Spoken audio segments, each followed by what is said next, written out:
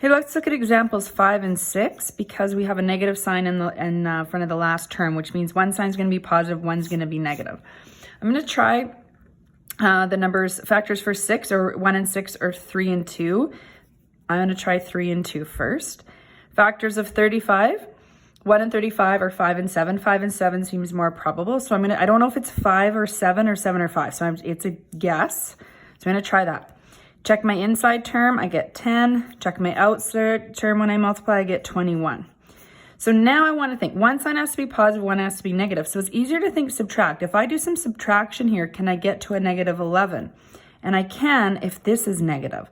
So that means 3 times negative 7 made this negative 21, and this would have been a positive sign. So I have to figure out my signs after I choose my numbers in this case.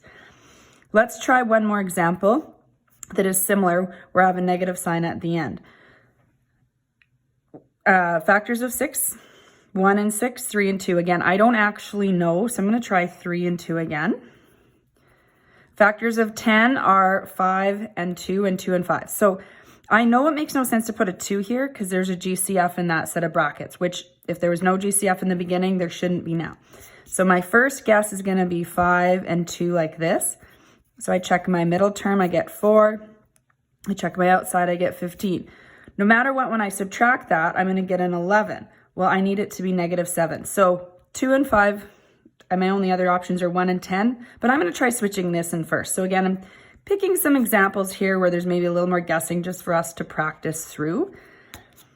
So I'm going to try 1 and 6. It makes no sense to put 6 here because of the GCF. So again, I know it's going to be M and it's 6. So I get 12 here, M and 5, and I get 5. Well, I can get to a negative 7 if I have a negative with the 12.